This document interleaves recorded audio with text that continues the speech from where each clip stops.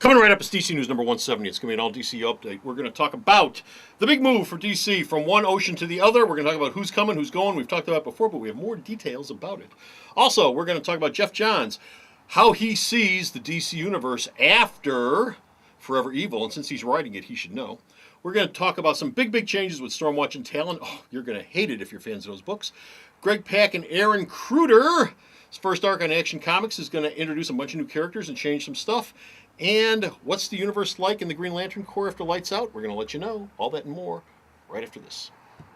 Hey, you've seen The Window. Now meet the legend. Chicago's very own Svengoolie is coming right here to Alternate Reality on Saturday, December the 14th from 1 p.m. to 3 p.m.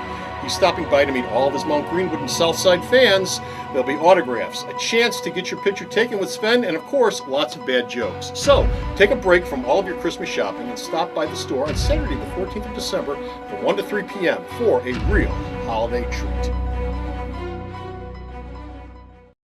Hear that? That's DC Comics calling. Guess we should climb up and listen. I thought of Power Rangers years ago, except I called them Efficacy Troop. DC Comic Book News, episode 170, Misfit Outfitter. Golden. Hey folks, how you doing? Comic Book Man here. Welcome once again to my video outhouse. Bo! Yes? What time is it? DC News Time. Oh, DC News Time, coming to you from this place. We are still in the Svengoolie tribute window here at Alternate Reality because Svengoolie himself is coming out to the store on December the 14th. Oh, it's right around the corner. December the 14th from 1 to 3 p.m. He will be here at the store. He wants to meet you, so stop on down, say hi, hear a dumb joke from him, and have your day made. I mean, what could be better than seeing Svengoolie just before Christmas? I mean, really. Put a smile on your face. Get away from all that Christmas shopping and the traffic and the malls and come on down here and spend a few minutes with one of the great Chicago originals. Throw a rubber chicken right in your face. Yes, he Rubber might. chicken's He my might. good He Christmas might. present. This is a DC News, all DC Universe update, and we're going to start off with DC's on the move. Where's it going to? We talked about this before, but we got more details. They're moving to Burbank, California. Yes, They sir. already had the big meetings. They went to California and said, hi, kids. You know, all of you are welcome to move, but if you don't want to, we're not going to force you. We're not going to put a gun to your head. And so Bob Harris, Bobby But we're also Chase- not going to pay you. We're also not going to pay you. You'll have to find work somewhere else because we're not going to pay you to hang around offices we no longer rent. In a way, isn't that putting a gun to my Right, head? so Bob Harris, Bobby Chase, and Joey Cavalier are unlikely to move, so that means DC's going to move for a new editor-in-chief and assistant. Batman group editor Mike Martz is thinking about it because he's always lived in New York City, and he can go, you know, I used to work at Marvel, and I think I could probably find work over there. Now, Chief Creative Officer Geoff Johns has only been allowed to write 2 books a month. His books get very little editorial interference because Geoff Johns works in Burbank. He already lives there. And Dan DiDio's offices are in New York City. But when Dan DiDio and Geoff Johns are in the same office, some people are expecting huge fireworks. Really? They don't get along? I thought they got along wonderfully. They get along just fine as long as Geoff Johns' books are left alone. As long as they're on opposite ends of the As long country. 4,000 miles in between. Right, they're As long buddies. as they're both looking at different oceans in the Dan morning. DiDio apparently says Geoff Johns is like a little brother to him, but Johns' books don't get the editorial hassles that other books get. And books that Johns' friends work on don't get that, except for the Trinity War thing where editorial jumped all over it, and so that's why most of it made very little sense. Okay. Speaking of Geoff Johns, he says that at the end of Forever Evil, the DC Universe will never be the same again. Where have I heard that before? This will be Yes. the New 52, the official second phase, not the waves that came up, but the second phase. It'll be a different place. You're going to see a new ongoing from Geoff Johns after this is all over with, featuring a character seen at the end of Forever Evil.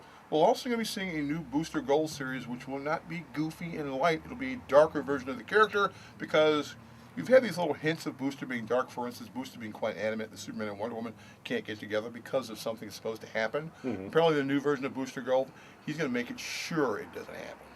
So he's going to be the fly in the ointment for He's their going to- love and romance. He's going to be like, look, I see in the future. I know what happens when the two of you get together. This is not a good thing. Go find Lois. Go find Steve Trevor. Anybody other than that. Find someone else to hang out with. Well, you know who he can't hang out with? Stormwatch. Stormwatch and Talon. Why Yeah, not? they're both being canceled. Well, there you go. Oh, come on. Stormwatch, Stormwatch was floundering. It was another book that had a lot of editorial interference. Paul Davidson said, I can't work on this book anymore. He left. I can't work with this man. Jim Starlin came in. He tried to work on it, but Starlin's over there working at Marvel for something. Talon, it's just sort of there. It's an extra Batman book, and with Batman Eternal, you've got this weekly Batman book, and so you're going to start weeding and feeding some of the Batman. Well, books. Talon spun out of the Owls storyline, Court of Owls thing, and so which was big. They're going to wrap that thing up, and Talon will be popping up in Batman Eternal. Okay. Over in Action Comics, Greg Pak and Andy Cruder. Aaron Cooter. In their first arc, Aaron Cruder, I'm sorry, Aaron Yeah. Cruder. In their first arc, okay, they're going to be doing what? Introducing who? They're introducing a brand new character named Ghost Soldier. Ghost Soldier. In the issue that shipped, the same with the zero-issue tie-in thing, they reintroduced Lana Lang to Superman continuity, and she's an engineer. And of course, at the end of that issue, you also found out that she found a race of subterraneans living underneath. Ooh, yellow guys with big eyes? Well, And they we got saw a the- moly little guy we saw running this- around with a big staff? We saw this big, goofy monster, so apparently there's a whole race of people living underneath Metropolis, and Superman's going to go, okay, they're down there, and these people are up here, and they're just not going to get along. So he'll be in the middle. With my X-ray vision, I never saw him. I never noticed them. So apparently Superman's not very observant. He's a busy man. No, He's a that's busy true. man. He's trying to find his pants. That's true. And Same with Wonder Woman. we're going to wrap They things made him up. lad? We're going to wrap things up with the Green Lantern universe. Lights Out is over with. We are in a new state of affairs with the DC universe Things are all in terms screwed up. of the Green Lantern Corps. Things are all screwed up. Bo, how screwed up are they? Well, you're going to have a crossover between Green Lantern and the Red Lantern books because That's screwed up. Because part of the deal that Hal Jordan did is he sent Guy Gardner undercover to the Red Lanterns because he assumed that Thanks, pal. when everything was all over with, he'd be able to get him out because the Blue Lanterns are around. But during Lights Out, all the Blue Lanterns are dead. He can't come back. He can't fix them. So, that's going to be a problem. Well, once you're dead, yeah. That, and they also assume Kyle Rayner's dead, even though he's not really dead. And they realize that every time they use their rings, they're taking energy away from the universe. What did the Blue Lanterns work The with? Blue Lanterns are basically healthy. They would heal you up and save things. the Blue Lanterns were very serene Yes. and They were- laid back, they were very and mellow. sedate, And, They were and mellow. Yeah, you had a Buddha elephant. They were and- hippies. and they were hippies. Yeah, so essentially they were hippies. They were basically space hippies. Especially hippie Green Lanterns. Right. Hippie stoned Green Lanterns. Dude, that ring really clashes with your Pretty shirt. much, Use yeah. your words, dude. Yes, exactly. Use your words. Don't fight. Use your words, Right. man. So Talk to him. for all you fans of St. Walker, he's dead. He's dead. Okay, and that's it. We're done. We're finished around here. We're getting more DC news. Go to Star's website. Check out all the DC news this man sends me that I post up there. Bo. Yes. Bo. Yes. Tell him where to go. Sarah, let them know. Sarah's also a Blue Lantern, by the way. Do you really think this is the absolute best use of my time? www.myalternatereality.com.